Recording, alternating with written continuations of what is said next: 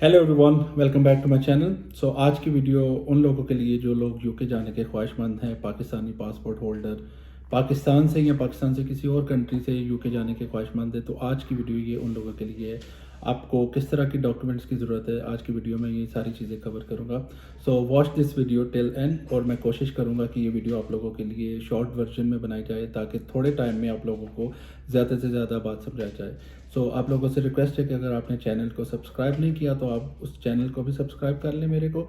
और चलते हैं टॉपिक की तरफ। और आज आपको मैं कुछ डॉक्यूमेंट्स की डिटेल्स आपके साथ शेयर करता हूँ कि आपको यूके के लिए किस तरह के डॉक्यूमेंट्स की रिक्वायरमेंट है। ये कुछ डिटेल्स मेरे सामने ओपन है, तो आप नोट डाउन कर लें if you have a pen and paper with you. Otherwise मैं आप लोगों के साथ ये लिंक भी नीचे डिस्क्रिप्शन में शेयर कर दूंगा, वो भी आप देख सकते हैं। सबसे नंबर वन जो इम्पोर्टेंट डॉक्यूमेंट है, जो सबको पता, आपके पास वैलिड पासपोर्ट होना चाहिए। एटलीस्ट उसके ऊपर 6 महीने की वैलिडिटी होनी चाहिए, उससे पुरानी नहीं होनी चाहिए। अच्छा, दूसरे नंबर पे आपके पास 2 पासपोर्ट साइज़ फ़ोटोग्राफ्स होने चाहिए। और फिर आपके पास अगर आप अपनी आइडेंटिटी डॉक्यूमेंट की बात करें, पासपोर्ट के साथ आपके पास नेशनल आइडेंटिटी कार्ड की कॉपी स्कैन में वो भी होनी चाहिए। अच्छा, अगर आप सैलरीड पर्सन, अगर आप किसी के पास जॉब कर रहे हैं पाकिस्तान में या किसी और कंट्री में, तो आपके पास पे स्लिप्स होनी चाहिए आपकी रीसेंट वाली, और लास्ट 3 मंथ्स की या लास्ट 3 पे स्लिप्स जो कि इनफ है आपके लिए। बैंक स्टेटमेंट होनी चाहिए आपके पास। बैंक स्टेटमेंट में आपकी आपकी जिधर सैलरी आ रही है आपके पास वो स्टेटमेंट होनी चाहिए, ताकि आप उसको प्रूव कर सके you are a genuine employ. और आपके जो कंपनी की तरफ से आपका लेटर होना चाहिए एचआर की तरफ से कि आप यहाँ पे हमारी कंपनी में एम्प्लॉयमेंट है, उसको एम्प्लॉयमेंट वेरिफिकेशन लेटर भी आप कह सकते हैं। Pretty much these documents are enough for your work evidence, अगर आप कहीं पे काम कर रहे हैं। अच्छा, जो प्रूफ जो आपके पास होना चाहिए, evidence of funds, bank statement जिसे आप कहते हैं कि आपने जी आपके पास सफिशेंट फंड्स हैं।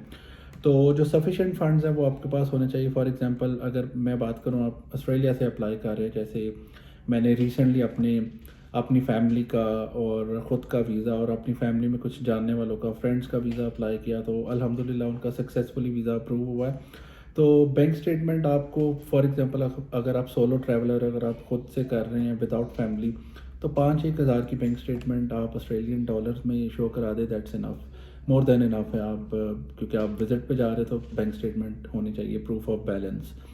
अगर आप फैमिली के साथ जा रहे हैं, फॉर एग्जांपल मैं अपनी फैमिली के साथ अगर ट्रैवल किया, तो मैंने नियरली 8-10 हज़ार के करीब जो ऑस्ट्रेलियन डॉलर की बैंक स्टेटमेंट शो करा दी, that is more than enough. लेकिन ये डिपेंड करता है केस बाय केस, क्योंकि मैं वहाँ पे फैमिली के पास विजिट पे जा रहा था, तो मेरी जो अकोमोडेशन का एक्सपेंस था वो सारा मेरा सेफ था। मैं क्योंकि फैमिली के साथ रह रहा था, मेरे होटल की कोई बुकिंग नहीं थी।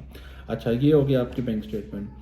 तो उसके बाद फिर आपको जो यूके से, जो मोस्ट इंपॉर्टेंट थिंग है, आपको यूके से जो स्पॉन्सर लेटर चाहिए। जो अगर आपका कोई फैमिली मेम्बर है, कोई फ्रेंड है, तो वो आपको अपने बिहाफ पे एक लेटर लिख के देता है, जी मैं अपने इस पर्सन को इनवाइट कर रहा हूँ अपने पास यूके में, और ये सारी चीज़ें उन्होंने उसके ऊपर मेंशन करनी होती है।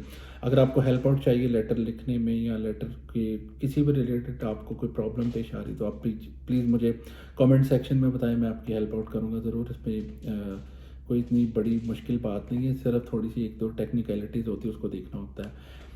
उसके बाद फिर आपको यूके में, अगर आपका कोई रिलेटिव जो आपको स्पॉन्सर कर रहा है वो अगर यूके का सिटीज़न है, तो उसके पासपोर्ट की बायो पेज की जो कॉपी होती है वो आपको चाहिए एज अ पीडीएफ फॉर्म में। वो भी आप एविडेंस लगा सकते हैं साथ। उनके हाउस में अगर उनका रेंटल प्रॉपर्टीज़ है, रेंटल एग्रीमेंट अगर आपको मिल जाए, तो वो भी एक सपोर्टिंग एविडेंस है। और हाँ, जो मोस्ट इम्पॉर्टेंट थिंग है, जो आप उनका जो घर होता है वहाँ पे यूके में, वहाँ से यूके से जो रियल एस्टेट के कुछ असेसर होते हैं, वो आपको एक लेटर लिख के देते हैं। उसके ऊपर उन्होंने बड़ा कैटेगोरिकली मेंशन किया होता है कि इस घर में इतने बेडरूम है। फॉर एग्जांपल 3 बेडरूम का घर है, इतने बेडरूम का साइज़ है, इतना लिविंग एरिया, इस घर में कितने लोग रह रहे हैं। फॉर एग्जांपल कपल रह रहा है, उनके साथ 1 बच्चा, 2 बच्चे, जितने भी लोग रह रहे हैं वो भी उन्होंने मेंशन किया होता है। तो इससे वीज़ा ऑफिसर को हेल्प आउट होता है कि आप जिनके पास रहने के लिए जा रहे हैं, तो उनके पास घर में इतनी स्पेस है कि आप लोगों को वो अकोमोडेट कर सकें। अगर ये सारी चीज़ें नहीं हैं, तो आप ऑब्वियसली फिर आप लोगों ने होटल की अरेंजमेंट करनी, होटल बुकिंग करनी। तो होटल बुकिंग की डमी अरेंजमेंट बुक हो जाती है विदाउट पेमेंट। आप यहाँ से बैठे ऑनलाइन होटल की बुकिंग कर सकते हैं। जैसा कि मेरे सामने डिफरेंट वेबसाइट्स खोली, आप इनको भी देख सकते हैं, booking.com पे भी जाके देख सकते हैं। होटल बुक कराएं और उसको पे ना करें, आप जाने के बाद भी पेमेंट कर सकते हैं। डमी बुकिंग हो सकती है, तो आप ये भी as a proof of residence sorry accommodation आप शो करा सकते हैं वीज़ा ऑफिसर को।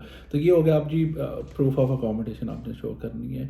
फ़्लाइट टिकट बुक करने की अभी कोई इतनी कुछ ख़ास ज़रूरत नहीं है। मैंने अपने केस में या अपने दोस्तों के केस में तो कुछ भी ऐसा नहीं किया।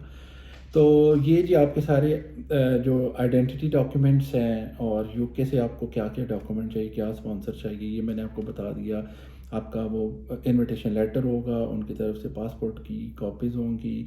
फिर आप एक पूरा ट्रैवल प्लान आप राइट डाउन कर सकते हैं। ट्रैवल प्लान लिखने के लिए आपको अगर मेरी हेल्प चाहिए तो वो भी मैं आपके लिए लिख सकता हूँ, तो ताकि वीज़ा ऑफिसर को पता होना चाहिए कि आपका ट्रैवल प्लान क्या है, आपने किस डेट पर जाना है, किस डेट पे वापस आना है और आपने यूके में कहाँ कहाँ विज़िट करना है।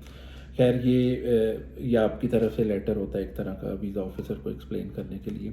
अच्छा, जो और इम्पोर्टेंट चीज़ है डॉक्यूमेंट्स के रिलेटेड, आपको फॉर एग्जांपल अगर आप बिज़नेस पर्सन हैं, अगर आप बिज़नेस करते हैं, तो आपने अपने बिज़नेस के डॉक्यूमेंट्स लगाने हैं। फॉर एग्जांपल आपने अपने बिज़नेस का लेटर हेड लगाना है और उसके साथ आप लगा सकते हैं आपने टैक्सेशन के डॉक्यूमेंट्स। आप अपने बिज़नेस के बिहाफ पे जो टैक्स पे कर रहे हैं आप उसके डॉक्यूमेंट्स लगा सकते हैं। अगर आप पाकिस्तान से हैं तो आप चैम्बर ऑफ कॉमर्स का सर्टिफिकेट भी लगा सकते हैं, नेशनल टैक्स फाइल नंबर का सर्टिफिकेट लगा सकते हैं।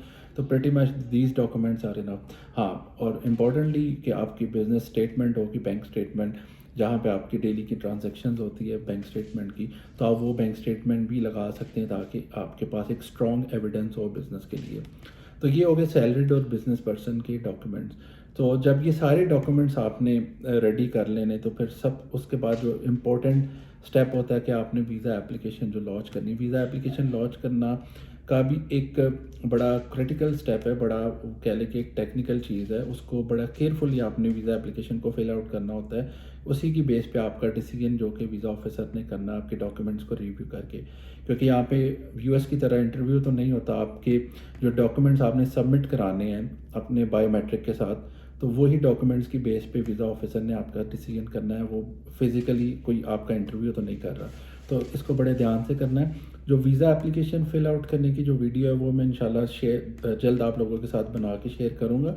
वीज़ा एप्लीकेशन जो फ़िल करना बड़ा जैसा मैंने आपको बताया एक टेक्निकल काम है, उसमें बड़ा ध्यान से करना पड़ता है। तो आज की वीडियो में सॉरी मैं ये कवर नहीं कर सकता, वरना सारी चीज़ें मिक्सअप हो जाएगी।